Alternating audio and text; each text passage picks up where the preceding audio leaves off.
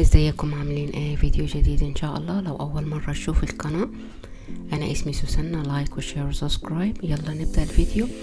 ده الفيديو اللي قلت لكم عليه تستنوني، في مفاجآت حلوة، يا ريت تتابعوني كده لغاية اخر الفيديو. ده فستان اشتريته من المغرب لما كنا في المغرب، والشبشب لا مؤاخذة، وبوريكم ده حلق برضو اشتريته من هناك. حاجات حلوة هنشوف مع بعض كده، وهنشوف برضو الارياح اللي انا اشتريتها. دي جلابية كده الوانها حلوة والخامة بتاعتها بصراحة حلوة، ودي برضو احلى من الاولانية، يعني الخامة بتاعتها دي احلى زي ما شايفة كده.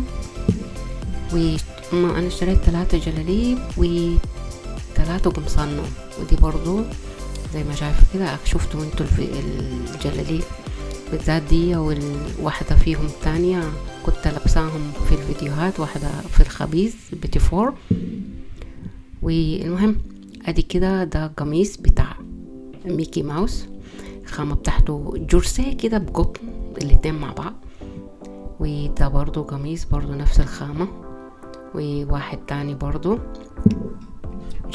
بصراحة حاجات حلوة، ويعني مش غالية كده خالص، مش متذكرة بكام لاني يعني من السنة اللي فاتت شهر 11 كان، فمش متذكر. ايوه انا بحب، هتقولوا لي أيوة بحب ديزني.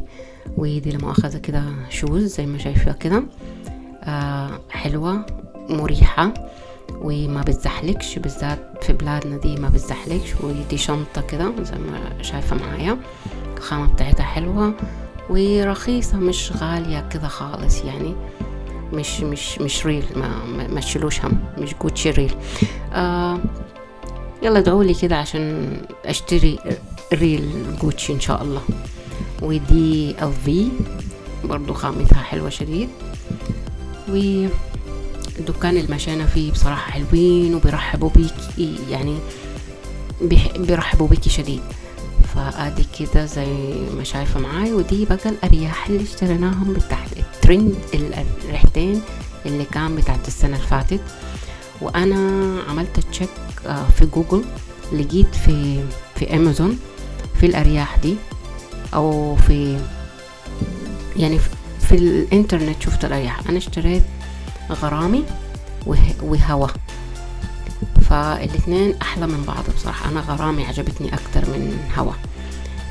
ايوه السعر بتاعتهم انا اخدت الاثنين ب152 يورو، فهي غالية شوية، بس انا يعني انا بحب اشتري ارياح غالية، يعني لما احب ريحة بشتري، يعني دي حاجة الهواية الوحيدة اللي انا بحبها، ان انا بحب اشتري ارياح.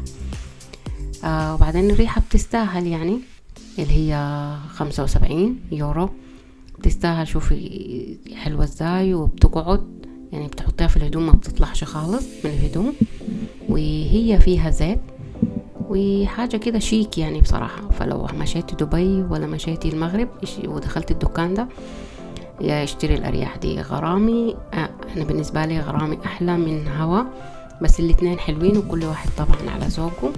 وانتظروني في مغامرات جديدة في المغرب لغاية لما اشوفكم في فيديو جديد.